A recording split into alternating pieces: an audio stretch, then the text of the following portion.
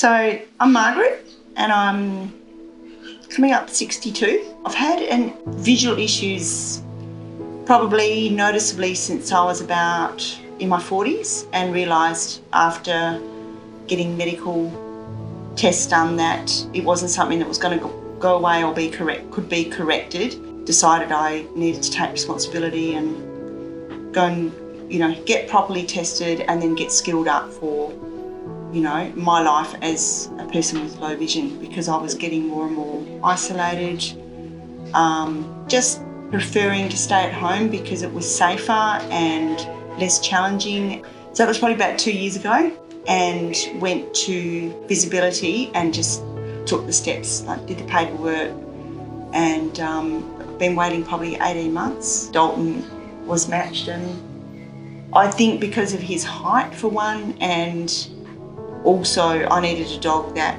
wanted to get out and do stuff. So he was, I think, chosen on those grounds. He came home with me that night and the process started. So once he was home and I woke up the next morning and he was there and we had stuff to do, it's like, this is us, Dalton. This is the start of our new life together, and it's been easy. He's energetic, he's really patient, he's really kind. He reads situations and he reads people really well. So he's really clever, and he's skilled at life. He's a happy dog, and his tail just doesn't stop wagging. And even when he's asleep, sometimes his tail's wagging. It's pretty sweet.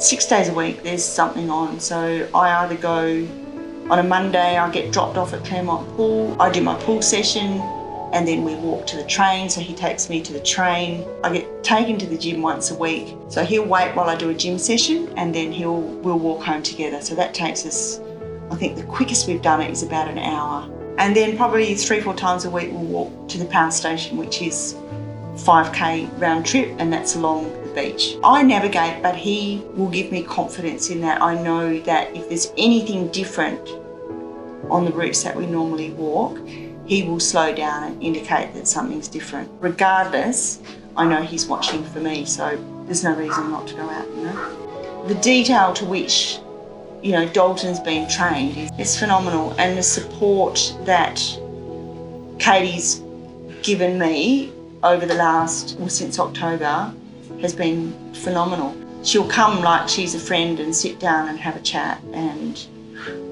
just nut things out. Just her patience and dedication, to the process of us being a team, Dalton and I being a team, has been amazing. I appreciate on a daily basis the work that's been put into him and the relationships that he's had with those individuals, like big, strong relationship with Emily, who trained him as a guide dog, and then how he had to switch.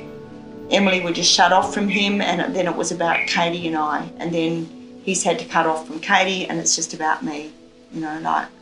It's phenomenal how they've put all their time and effort and personalities and self into training him, and then had to turn that off and then just get on with training the next dog. So, he's got all of those people in him as part of his training, which is really nice, So he comes with all of those people in him as part of his personality and who he is as a guide dog, which is lovely.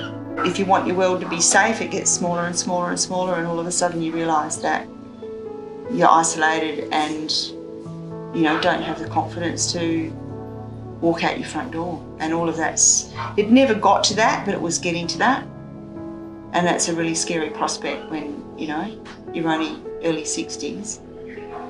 So, it's kind of back to my normal self now, out and about doing stuff. There's nothing I can't do really on my own with Dalton.